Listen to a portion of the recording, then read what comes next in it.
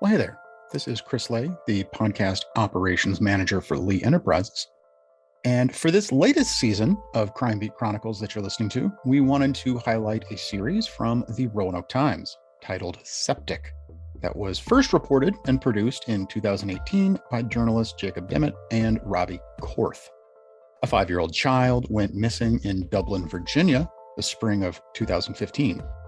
When his body was discovered days later in the family's septic tank, the mother was put on trial both by the court system as well as social media, where misinformation, accusations, and vengeance-fueled comments spread unchecked.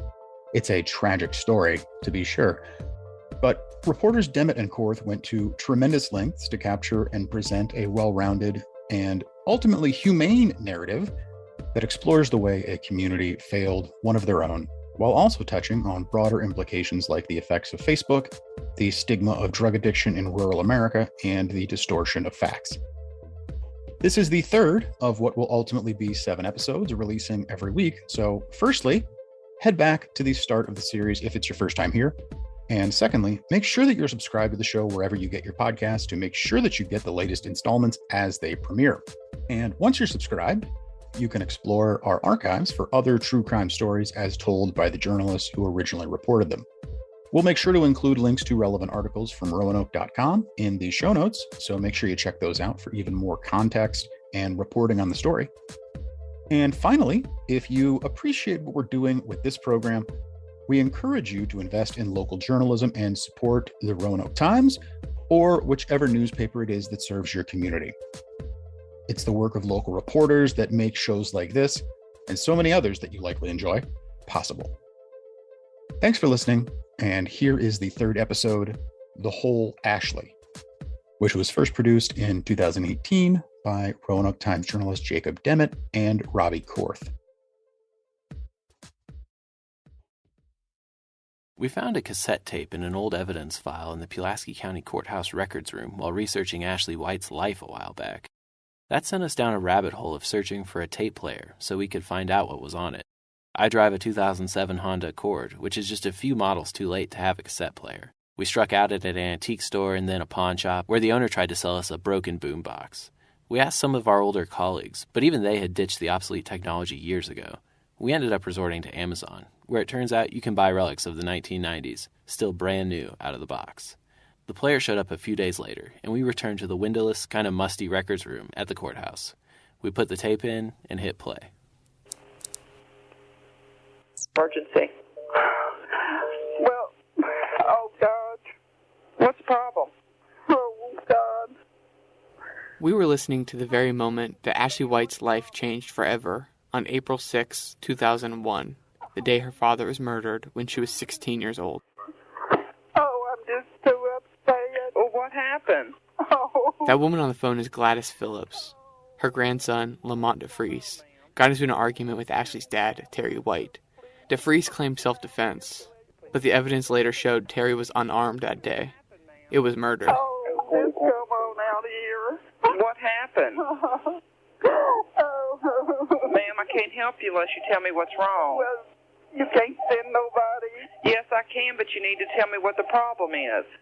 I don't know what the problem is. Let's get police department hold. Is somebody sick, or are you sick? No. Okay. Are you? Is there anybody else in the house with you? Yeah. Okay, hold on a second for me. 911, what's your emergency? Hello? What's your 20? There's a gunshot fired down on Pepper Street. Okay, I've got it, thank you. Sir? Hello? We're going to have a call at 8:40. Ma'am? Hello? Sir? Yeah. What's the problem? We had somebody down here named Terry White, and he was making threats on my front porch. Oh, no, it's 911. She's still on my way. And he said he could kill me, or he was going to kill me. And I just told the magistrate and all about it the other day, and the state police and everybody. Fired. Stand by for further. Sir? Yeah. Did you shoot him? Yes, I did. Is he dead? Yes, he is. Subject shot male, subject DOA. Okay. He's come out here and talked to my front porch. He's involved in a paternity thing. I just told the magistrate, the state police called me the other day, the FBI and everybody. I told them, I said he was trying to blackmail me. Okay, what's your name? My name is Lamont DeFries. Where'd you shoot him at? I shot him on the front porch while we was sitting there. 2003. Okay. What'd you shoot him with? He's been making threats before. It should be on record. What's his name? Terry White. 221. Stay on line with me, okay? Good. I mean, I'm telling the truth. I mean, the man was making threats on me, and I told him that he had to leave. Okay.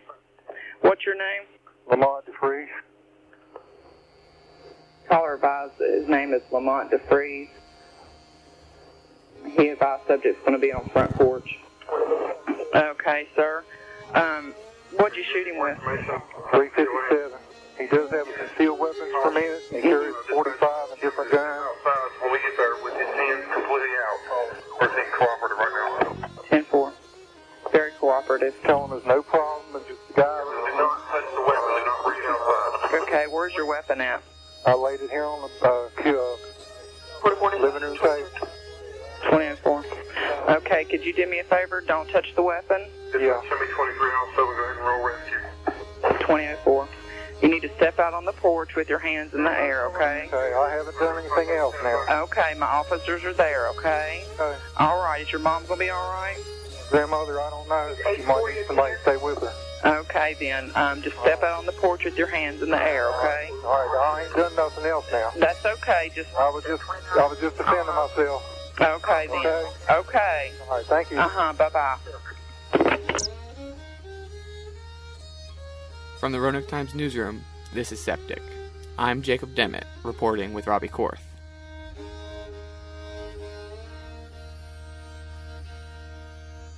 The prosecutor for this case happened to be Mike Fleener, the same attorney who would later charge Ashley.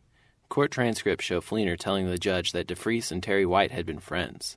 The two got into an argument, Lamont walked away, went inside his house, came out with a gun, and shot and killed Terry.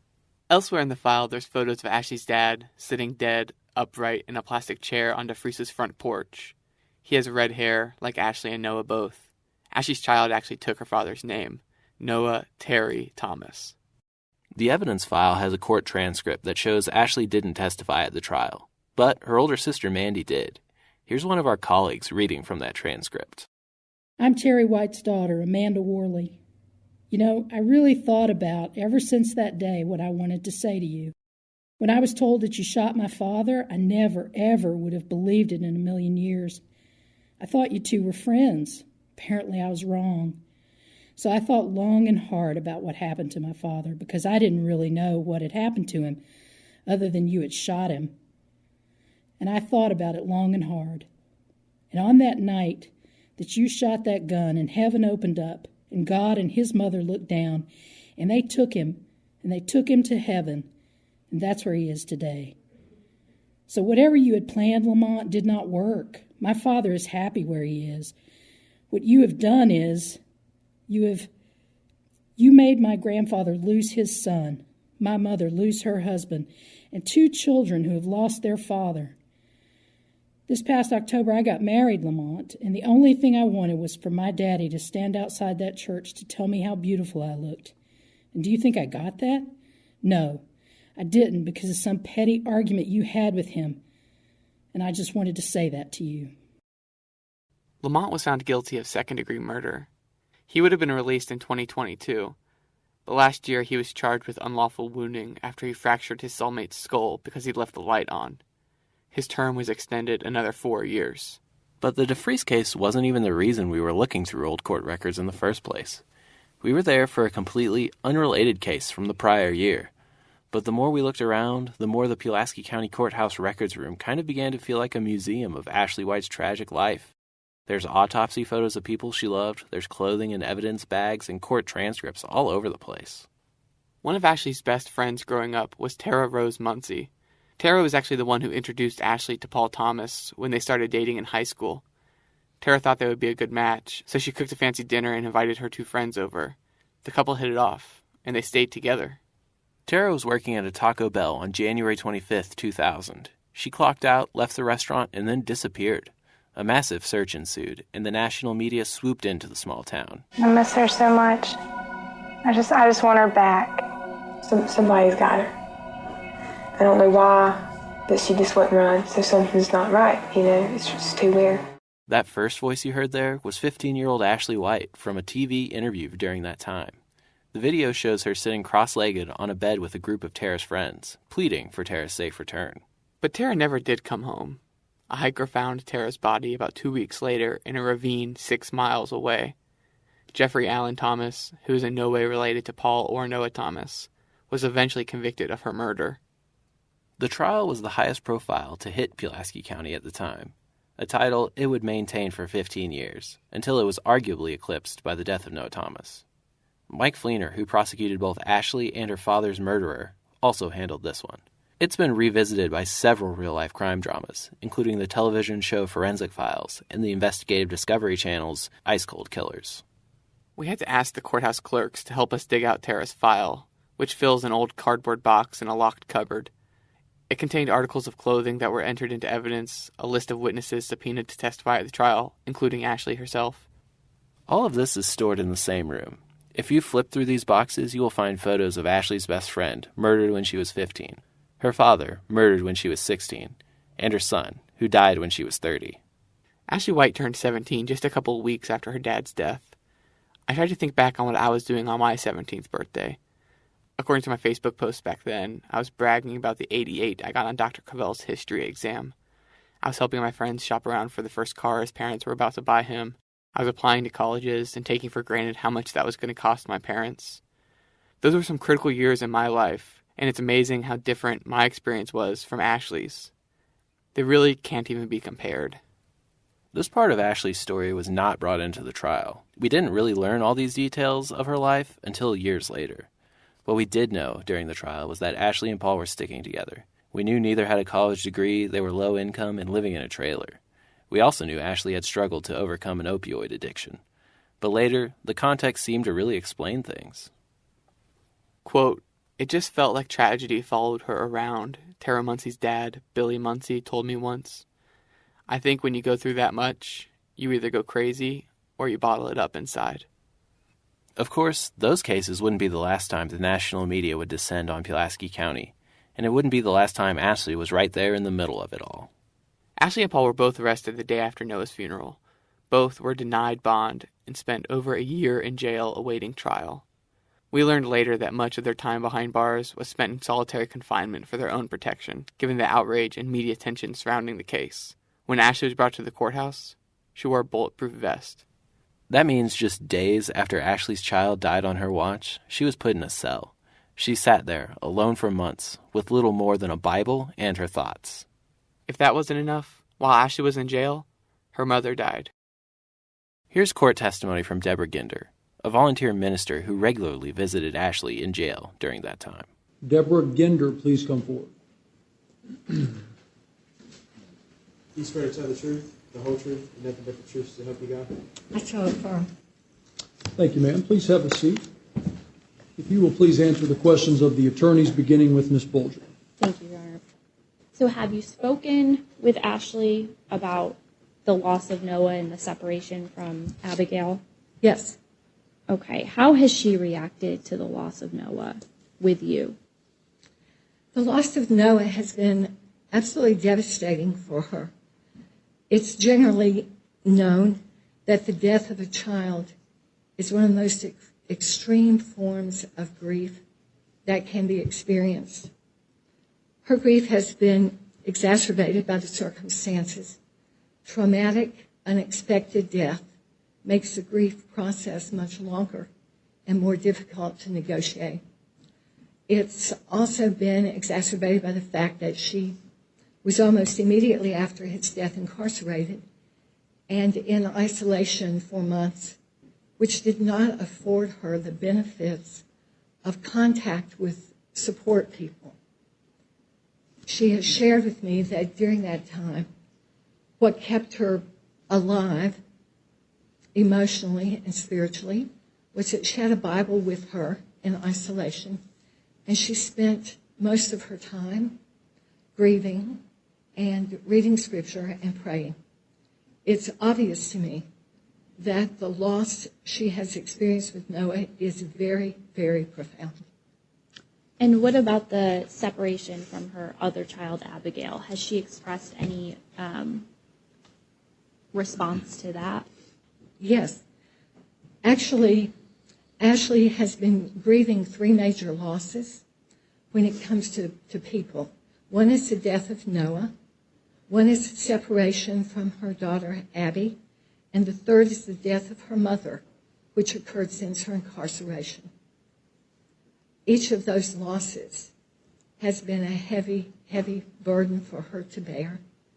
And she has suffered and continues to suffer excruciating pain, not only because those people are not actively a part of her life right now, but because of the self-condemnation and the guilt that she has felt, thinking, if I, even though I was the tired mother of a sick infant and an active little boy, if I had made better choices, things would be different.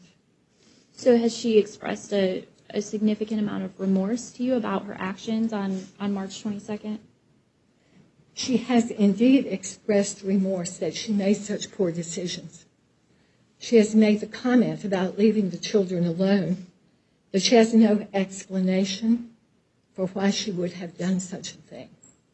And she is haunted, even tormented, I would say, by the what-ifs that she must live with from now on. So given all of these events that she is coping with, how has she been trying to move forward and cope with them? One of the first things that she has done, as I mentioned, was to turn to Scripture and to pray for God to help her. She has tried to find purpose for her continued living. And she is doing that. She is allowing herself to feel what she feels, not to swallow the grief, and to look for ways to use her experience to make life better for herself, for her daughter, for other people. It's still a long road. We tend to think that people should recover fairly quickly from loss. That's often because we're uncomfortable when people are hurting and we can't fix it. The reality is that grief takes a very long time to work through, and she will never recover. She will learn to live with the new normal, and she's working on that. Okay. Thank you, Ms. Ginder. Those are all the questions I have for you, if you could answer any from the common law. Mr. Fleener. I don't have any questions. Ma'am, thank you for your testimony. Please watch your step as you step down. Call your next witness. Your Honor, we have no further witnesses. However, I do have a stack of letters here from family, friends, members of the community. I can go through it by name and relation, but they all include that in their letters, so I'm not sure if the court feels that's necessary. I would move to admit those as Defense Exhibit 1 collectively. Yes. Is there any objection? All right. The letters will be admitted collectively as Defense Exhibit 1. One of those was a 6-page letter handwritten by Paul Thomas, Noah's father and Ashley's boyfriend of half their lives. He wrote that he did not blame Ashley for their son's death, and that she was a devoted mother who never neglected Noah and would spend weeks planning the boys' birthday parties. It was even her idea to sign Noah up to play basketball, and she made sure he never missed a practice. She would let Noah sleep by her side when he was sick, and was careful to only turn the light out after Noah's nightlight was on. He said she was being unfairly portrayed as a monster by the prosecution and the media. To conclude the letter, Paul wrote, quote, "Noah knew that if he set his mind to it, there was nothing he couldn't do. Ashley taught him that. Ashley loves her kids very much and would do anything for them. These things I say are the real Ashley, the Ashley that I know. I wouldn't trade Ashley for anyone in the world, and I am happy and proud that she is the mother of my children. I thank God every day for the family he gave me. I will love Ashley for the rest of my life. And in closing, I would ask you to look at the whole Ashley, the real Ashley. Ashley is a unique and amazing person. just like our son Noah was. We interviewed Ashley's lawyer, Kelsey Bolger, recently. Kelsey was pretty new on the job when this high-profile case landed on her desk. She had been in her role in the public defender's office for less than a year. But she said she formed a bond with Ashley, largely based on mutual trust. She declined to get too deep into her client's personal life, but she did give little glimpses at what it was like being in Ashley's shoes as all this was happening. We asked if she was surprised at how large a role Ashley's life situation, poverty, former drug use, a messy house, played in the case. When you went into this case, did you expect that to be such a big part of it?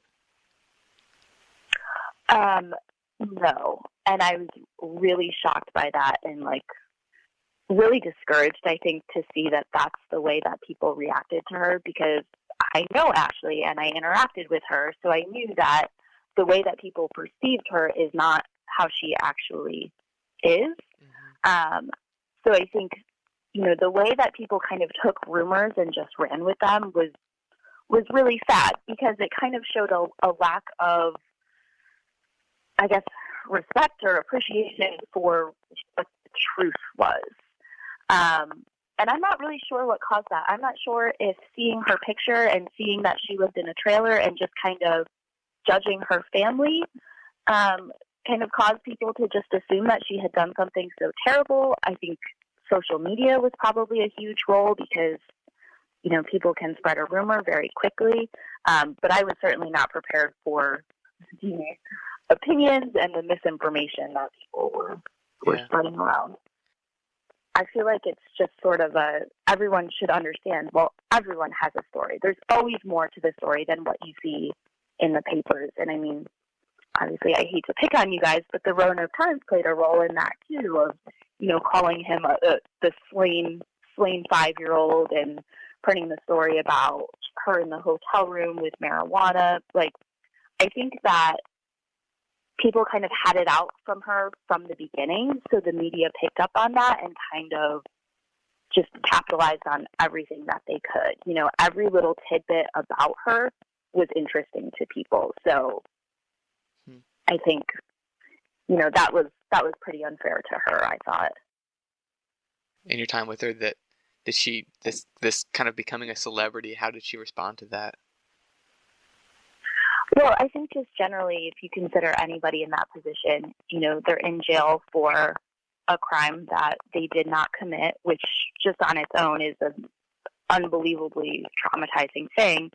They've just lost their 5-year-old son, tragically. They're not able to see their life partner or her other daughter, and to know that her own community is calling her a murderer and a drug addict and all these terrible things, and just sort of being more interested in, I guess, her downfall than anything else. I think that's really hard. I mean, you probably feel very alone. You feel betrayed by your own community. I think it's really hard to bounce back from that kind of trauma. When did you get involved with this case? Did you see it on the news before you were assigned to it, or did you know from the get-go that this was your client? So I was home in New York when I saw that he was missing. But I was assigned to it was, I think, early April of 2015, because that was my day in JDR court. So it was really just sort of chance that, the way the schedule worked, that it became my case. Did this case kind of, I don't know, you see documentaries of lawyers that have a case that really strikes close to home and they kind of throw themselves into it. Was this that case for you? I think it was, and I hope I never have another case like this, because this was one of those cases where no one was listening to us. No one cared if she was innocent. No one cared about the presumption of innocence. It felt like everyone was out for blood. And any defense attorney is going to tell you that the worst thing in the world is to have an innocent client, because the pressure is so much higher, the stakes are so much higher, which is not to say, that we don't do our best for every client, whether they're guilty or not.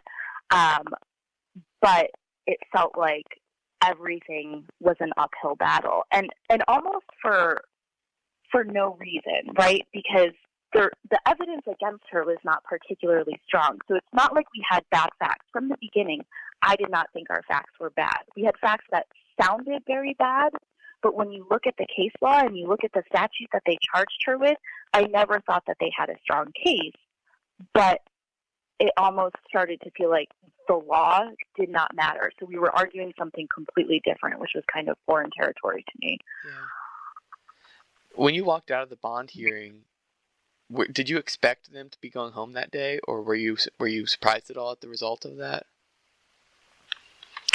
I was not surprised, but I was definitely disappointed at the way all of those bond hearings turned out, because those two people should have never been held without bond. There is no reason that the two of them were held. They have no record. There's no actual evidence that they were a danger to the community, that they're a danger to themselves, that they wouldn't appear for trial. Their entire family was in the area. So that was the first time that I started to worry how much the media and the public outcry was going to influence what we were doing inside of the courtroom. Because any other person would have been released and should have been released, with a PR bond and pretrial services. But because everything was so insane out in the community, those two people were held. Septic is produced by Jacob Demmett and me, Robbie Korth. Music comes to us courtesy of Mike Gangloff and Matt Payton. All courtroom audio was obtained from the Pulaski County Circuit Court Clerk's Office after a request to Judge Bradley Finch. This podcast is all about presenting an accurate account of the death of Noah Thomas and his parents' legal saga. All audio has been edited for brevity and clarity. For pictures, original documents, and other extras, visit septicpodcast.com. And feel free to reach out to us at septic@roanoke.com. This is a copyrighted podcast of the Roanoke Times, all rights reserved. Thank you so much for listening. Again, this was the third of what will ultimately be 7 episodes, dropping every week right here in the podcast feed. So subscribe wherever you get your shows to guarantee that you'll get the latest installments as they premiere. And once you're subscribed, feel free to explore our archives for other true crime stories as told by the journalists who originally reported them. You can find links to relevant articles from roanoke.com in the show notes. And finally, if you appreciate what we're doing with this program, we encourage you to invest in local journalism and support the Roanoke Times or whichever newspaper it is that serves your community. For Lee Enterprises, this is Chris Lay. Thanks again for listening.